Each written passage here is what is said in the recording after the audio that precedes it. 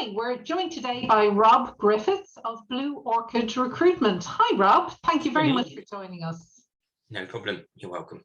Do you want to start off by telling us a little bit about yourself? Do you own Blue Orchid Recruitment? I do. So, yeah, my name is Rob Griffiths. I'm the owner of Blue Orchid Recruitment, based in Shrewsbury. Do cover the whole of Shropshire and beyond as well. And I've been working in recruitment for over 10 years now. Started off in healthcare recruitment and then moved into helping people in the office commercial sectors.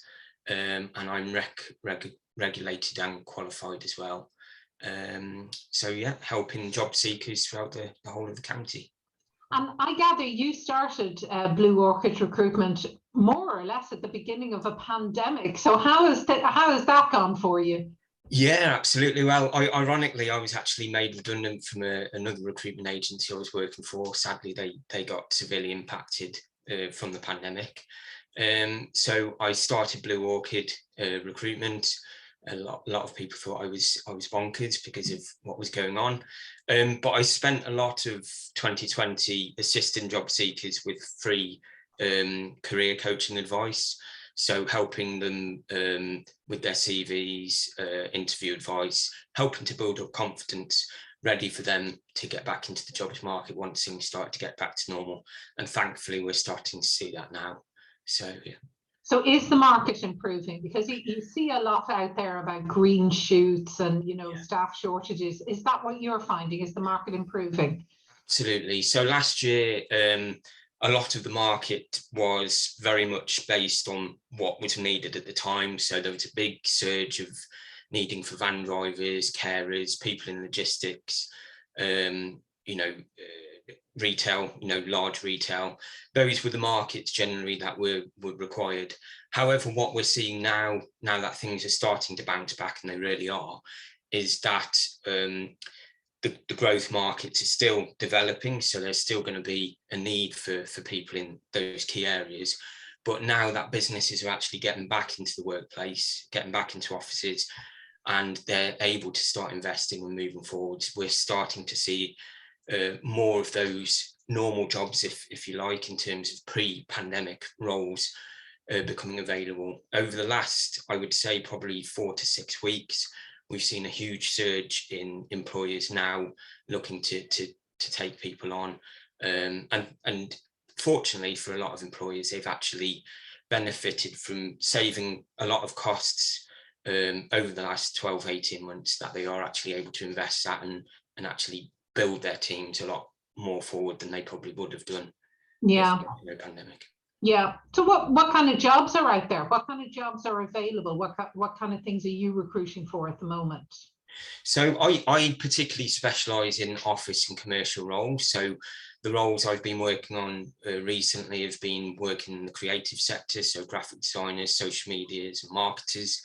You're seeing a lot of people investing more in marketing to diversify, pivot, if you like, to work in different sectors. And obviously online has boomed significantly. So we've actually gone probably 5 to 10 years forward in many respects.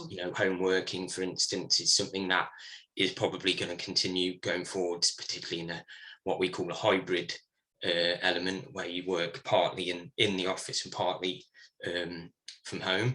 So we're seeing a lot of employers actually embracing that and actually accommodating that, because the last year or so has seen that people have started to set their sights differently on what they want out of work. So the other types of roles that I'm working with is things like accountants, lawyers, general administrators, operational roles, working in logistics. So it's a real wide variety of roles which is starting to become available for people, which is fantastic to see.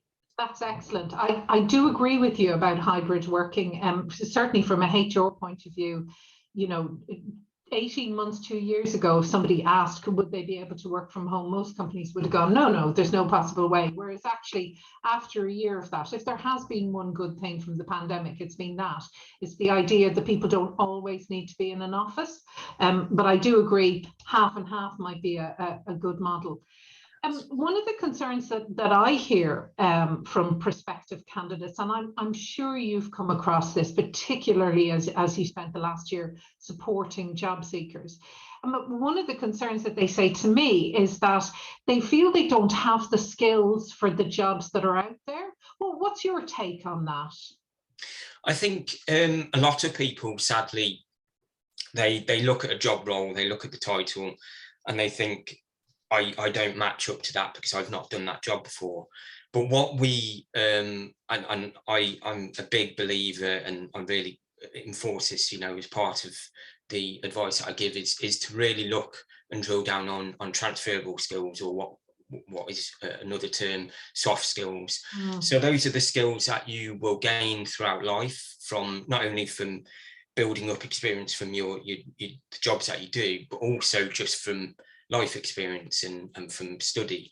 So you gain a variety of different skills, which can be from anything from leadership to problem solving to teamwork, a variety of different skills which effectively can be transferred to any environment. So, for instance, if you are applying for, let's say, administrator role, and it's in a particular industry, and you think, oh, I haven't worked in that industry, but you have done administration, and you tick all the boxes in terms of great organisation skills, multitasking, good IT skills, working within a team, all of those different skills that you've gained within administration are so important that you can transfer those in relatively into any industry.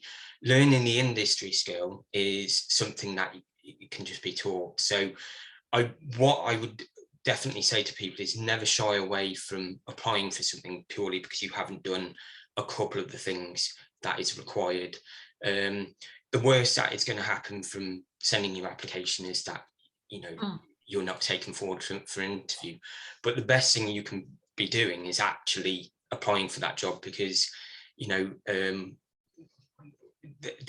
the likelihood is you probably will be taken forward for an interview if you tick most of the boxes that are required for that role. To do this, obviously, as part of your CV, people should really have a very strong personal statement to home in on what they're actually looking for from a role. And then the second part of the CV should be a key skill section where you can really then home in on those transferable skills. Obviously, when you're applying for a job, never, fabricate the truth. That will just backfire on you.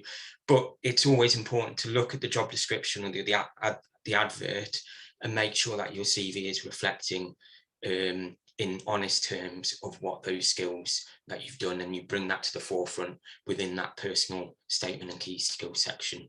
And as long as that's at that point, then there's no reason why you wouldn't be considered for interview.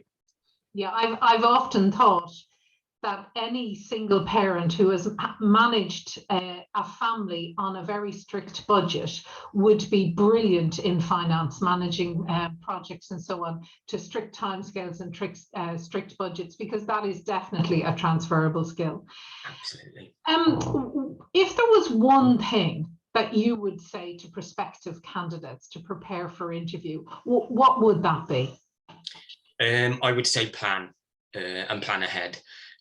Sadly, one of the things a lot of people do in such busy lifestyles that we all lead is they get called for an interview, and sadly a lot of people leave the planning to the right at the last moment. So, for instance, it could be that you look at where the address is an hour before your interview, and you think, oh, where do I need to go? Where do I park? Or if you're using public transport, which bus do I take? If you leave everything to the last minute, you're going to start building anxiety. You're not going to be in the best frame of mind to perform well at the interview. Another thing a lot of people do is they think, oh, I'll wear those interview clothes, and they leave it until the morning of the interview, and then they realise that they need to put the clothes in the wash and get them dry.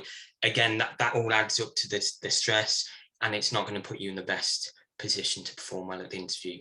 So plan, do everything well in advance. Make sure you know where you're going, make sure you know what's required from the interview. So depending on what type of interview it is, you know, if it's a creative role, are they wanting to see your portfolio? Make sure that you've got your portfolio and it's up to date and everything's in order. Make sure, like I said, you've got your interview clothes and everything is planned well in advance. So on the day of your interview, you can roll up nice and relaxed, nice and smart, ready for the interview. You know exactly what is expected, and at least you can go in there and hopefully perform the best that you can. That's excellent advice. I think there'll be a lot of people out there who are reluctant to go back to interviews now when you can do it on Zoom and still wear your slippers. Absolutely. So Rob, how would prospective candidates and indeed employers who might want to use your services, how should they get in touch with you?